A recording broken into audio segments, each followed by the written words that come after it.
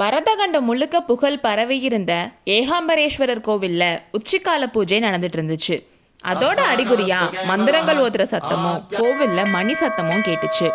கோவிலுக்கு வெளியே மக்கள் கூட்டம் அலை மோதிட்டு இருந்துச்சு. பல்லவ சக்கரவர்த்தி பரிவாரங்களோட கோவிலுக்கு வந்ததுதான் மக்கள் திரண்டிருந்ததுக்கு காரணம். கோவில என்னைக்கும் இல்லாத மாதிரி அன்னைக்கு நல்லா அலங்காரம் பண்ணியிருந்தாங்க. சந்நிதியில் ஒரு பக்கத்தில் ராஜகுலத்து ஆம்பளைங்களும் இன்னொரு பக்கம் அந்த புறத்து பெண்களும் நின்றுருந்தாங்க. அவங்கெல்லாம் யாருன்னு பார்ப்போம். எல்லாருக்கும் முன்னாடி பல்லவ சாம்ராஜ்யத்தோட சக்கரவர்த்தி மாமல்ல நரசிம்மர் 600 வருஷமாக அவரோட மூதாதையர்கள் வச்சிருந்த கிரீடத்தை தலையில் வச்சுட்டு கம்பீரமாக நின்றுட்டு இருந்தாரு.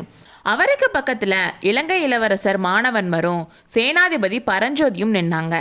அடுத்து பல்லவ வம்சத்தோட இன்னொரு பிரிவை சேர்ந்தவனும் வேங்கி நாட்டை மறுபடியும் புலிகேசிக்கே பறி கொடுத்துட்டு வந்து காஞ்சியில் வந்து அடைக்கலமான அச்சுதவர்மன் நின்றுட்டு இருந்தான்.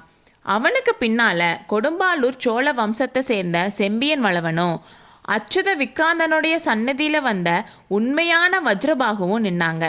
அதுக்கப்புறம் பிரதம மந்திரி சாரங்கதேவ பட்டர், முதலமைச்சர் ரணதீர பல்லவராயர், மற்ற மந்திரிகள், கோட்ட தலைவர்கள் எல்லாரும் இருந்தாங்க.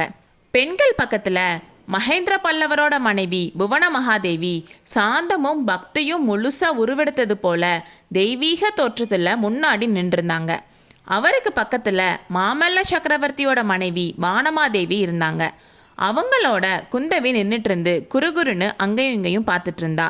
வானமாதேவிக்கு பக்கத்தில் பக்தியும் தூய்மையும் சௌந்தரியமுமே உருக்கொண்டு நின்ன இன்னொரு பெண் தெய்வத்தை அறிமுகம் செய்கிறோம்.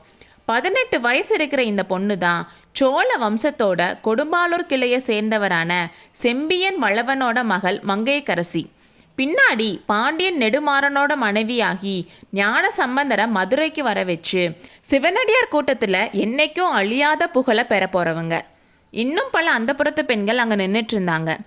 ஏகாம்பரேஸ்வரருக்கு தீபாராதனை நடந்தப்போ டான் டான்னு கோயில் மணியும் பேரிகை முழக்கமோ மேளதாளங்கள் எல்லாம் சேர்ந்து கோயிலையே மூழ்கடிச்சிருச்சு. அதில் பரவசமடைஞ்ச பக்தர்கள் நம பார்வதிபதையே ஹரஹர மகாதேவான்னு கோஷங்கள் போட்டாங்க. தீபாராதனை காட்டினப்போ பலர் கைகூப்பி சாமி கும்பிட்டுட்டு இருந்தாங்க. பலர் கன்னத்தில் போட்டுக்கிட்டாங்க. அதை பார்த்து மகேந்திரனும் குந்தவியும் கன்னத்தில் போட்டுக்கிட்டது வேடிக்கையாக இருந்துச்சு. தீபாராதனை முடிஞ்சதும் பூசாரி வெளியே வந்து காலனை காலால் உதைத்தவரும் சிரித்து புறமரித்தவரும் கஜமுகாசுரனை கிழித்து அவன் தோலை உடுத்தவரும் நெற்றிக்கண்ணில் நெருப்பை உடையவருமான திரிபுராந்தகரின் அருளால் பல்லவேந்திரருக்கு பூரண வெற்றி உண்டாகட்டும். புலிகேசியை கொன்னு வாதாபியை அழிச்சு வெற்றி வீரரா திரும்புங்க, ஜெய விஜயீபவன்னு சொல்லி விபூதி பிரசாதத்தை சக்கரவர்த்தி கையில் கொடுத்தாரு.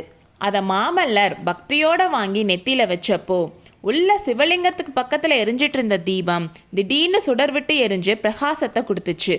அப்படி எரிஞ்ச தீ பிளம்புல இருந்து ஒரு சுடர் சடசடன்ற சத்தத்தோட கீழே விழுந்துச்சு. கொஞ்சம் செகண்ட் பிரகாசமாக எரிஞ்சிட்டு அணைஞ்சிருச்சு. இந்த சம்பவம் சக்கரவர்த்தி எந்த நோக்கத்துக்காக கிளம்புறாரோ அது நிறைவேறும்னு எல்லாருக்கும் தோணுதும் ஜெய விஜயீபவ ஹரஹர மகாதேவான்னு கோஷங்கள் போட்டது கர்ப்பகிரகம், அர்த்த மண்டபம், மகாமண்டபம் எல்லாத்தையும் அதிர வச்சுச்சு. பல்லவேந்திரரோட படையெடுப்புக்கு ஏகாம்பரநாதர் அனுமதி கொடுத்துட்டாங்கன்ற செய்தி வெளியே இருந்த மக்களுக்கும் பரவுனதும் ஹரஹர மகாதேவான்னு எல்லாரும் கோஷம் போட்டாங்க. அப்படி காஞ்சி நகரையே மூழ்கடிச்ச உற்சாகமான ஆரவார ஜெய கோஷத்தில் கலந்துக்காம அமைதியாக இருந்த ஒருத்தனும் அங்கே இருந்தான். அவன் பல்லவ சக்கரவர்த்தியின் ரத சாரதியான கண்ணபிரான் தான். அடுத்த அத்தியாயத்தில் சந்திப்போம்.